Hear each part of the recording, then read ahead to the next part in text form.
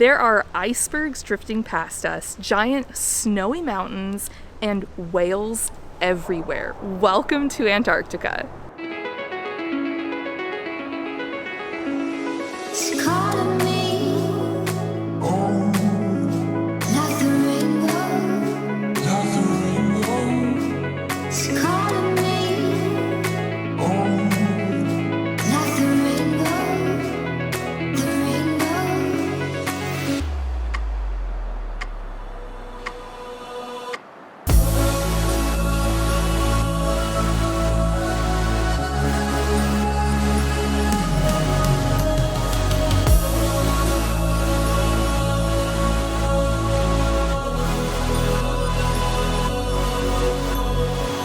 I'm headed to Antarctica, my #1 travel bucket list destination, but the adventure of Antarctica begins long before you get there. First, you have to get to Ushuaia, Argentina. It's definitely an adventure hub. There are a lot of really cool things you can do launching from this city, and it's known as the gateway to Antarctica. In Ushuaia, I boarded the Seabourn Venture thanks to Seabourn, who's hosting me for this trip. I've always heard that their Antarctic experiences are incredible. But before you get to Antarctica, you have to cross the Drake Passage. The Drake Passage is the body of water between the southernmost tip of South America and the South Shetland Islands of Antarctica. And it's known to have the roughest seas in the world. And the stretch we're going to be crossing is nearly 600 miles.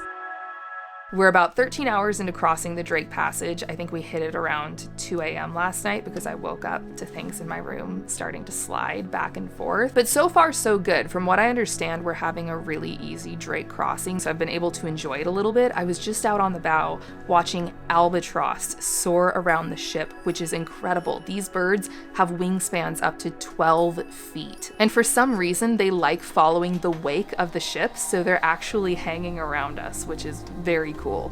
After 2 days of sailing across the Drake Passage, seeing the Antarctic continent emerge on the horizon was so exciting, and I was kind of surprised by how dramatic it was. In some ways, it felt like we'd arrived at another planet, and the expedition team wasted no time getting us out on shore. So the way this works is the ship hangs out offshore of a landing site, and then expedition leaders bring passengers to shore in Zodiac boats. And the tentative itinerary of the sailing is to travel along the Antarctic Peninsula, making shore landings every day dependent on weather conditions.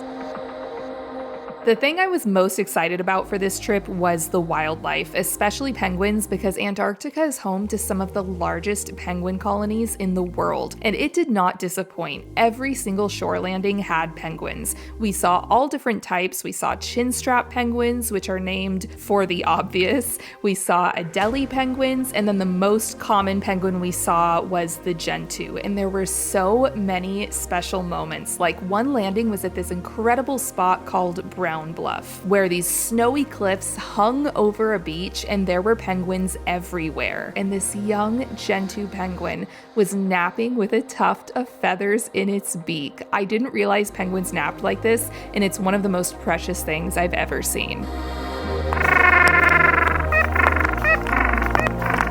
We also saw lots of chicks, even some twins. I was giddy getting this shot. And do you see this? This is a baby penguin butt with this little nubby tail. I mean, it was all just magical. Something I didn't realize is that while adult penguins swim, it's important for babies to stay dry because their feathers aren't waterproof. And that's one of the biggest survival challenges for parents, especially when they get an unusually wet season, because they not only need to find a dry place to build their nest, but once the baby is born, they need to keep it covered from rain and snow.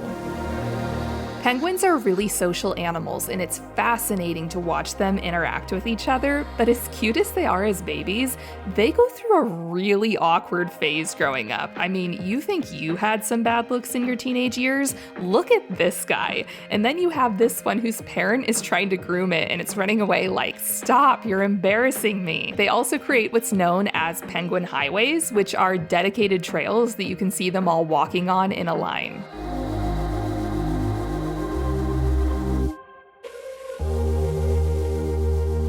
I just made it back to the ship. These landings are so amazing. It is incredible to see so much wildlife in such a remote wilderness. To protect all of this wildlife and the environment, there are a lot of rules we have to follow to be able to do these shore landings. We have to be really careful about what we wear and what we bring on shore. And once we're on land, we can't set anything down. And before we go out, we walk through these disinfecting tubs. And this is to make sure that we're not spreading disease from bird colony to bird colony or throughout the wildlife or the environment. Very cool experience, and I'm just so happy to be here.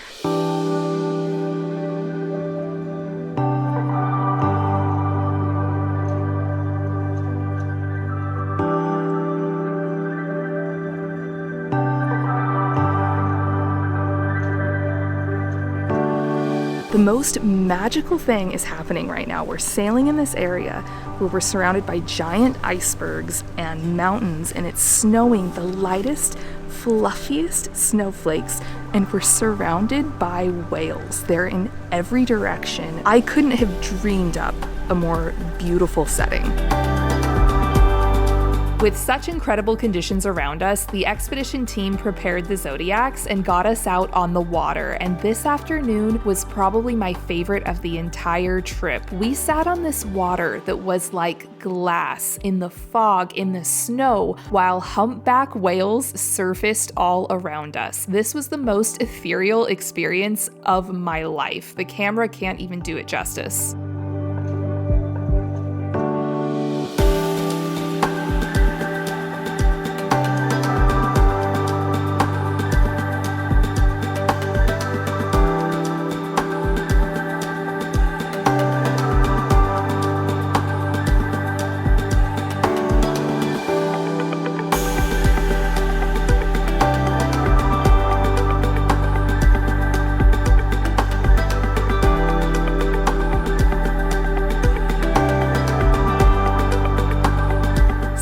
Very cool and unique about the Seabourn Venture is it has 2 custom expedition submarines, and guests can sign up to go on a submarine experience. I didn't even realize technology was here yet, and these submarines can dive nearly 1,000 feet, giving you the opportunity to see wildlife, plant life in depths of the ocean where very few humans have ever been.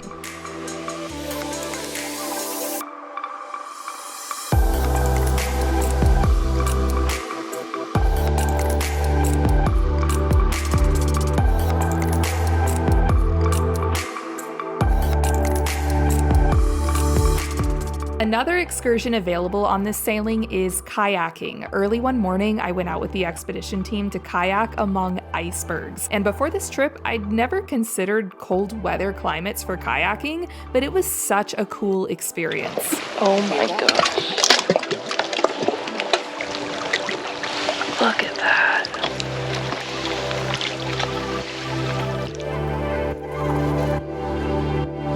It's another beautiful day in Antarctica, and today we're doing something a little different. We're stopping in Port Lockroy, which has the world's southernmost post office. And apparently there's a little gift shop there where you can buy postcards and postage and mail letters.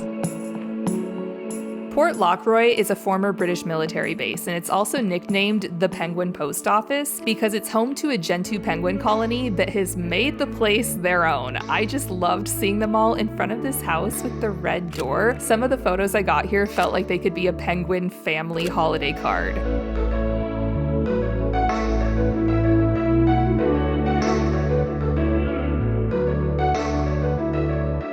This afternoon, we're sailing through the Lemaire Channel, which is known to be absolutely beautiful because it's a very narrow channel with steep, snowy cliffs on either side. The Lemaire Channel is nearly 7 miles long, and as if it wasn't special enough on its own, a lone orca showed up and swam alongside the ship as we sailed through.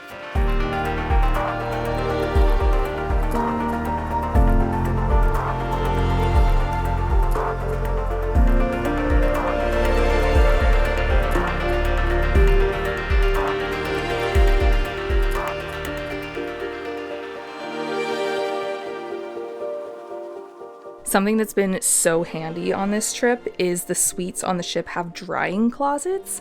So when I get back from excursions, I can hang all of my wet stuff up in here, like my gloves and beanie, turn the radiator on here in the back, and everything gets so toasty and dry. The Seabourn Venture is a luxury expedition ship designed for diverse polar environments, and you can see this reflected throughout. The interior design is so beautiful. There are maps and explorer-themed touches all around the ship. There's the bow lounge that has screens with navigational charts and weather forecasts and the ship's location. This is one of my favorite spots on the ship. It's also a great place to watch for wildlife. There are mudrooms where every passenger gets a personal locker to keep excursion boots and other gear. There's a gorgeous sauna, which was amazing for warming up after returning from shore. There are lots of heated whirlpools and a swimming pool, which are perfect for taking in the scenery while sailing. And of course, there are so many restaurants and dining options to choose from. I think my favorite was sushi in the club, but you will never go hungry on this ship. And the suites are super spacious with balconies, walk-in closets, and full-size bathrooms. Today in Antarctica, we are sailing into an active volcano. We've made it to Deception Island, which is the caldera of the volcano. I believe it last erupted in 1970, and they do monitor it to see how active it is, and apparently it's low risk right now. However, the ship has informed us that there is an emergency plan in place if the volcano erupts today.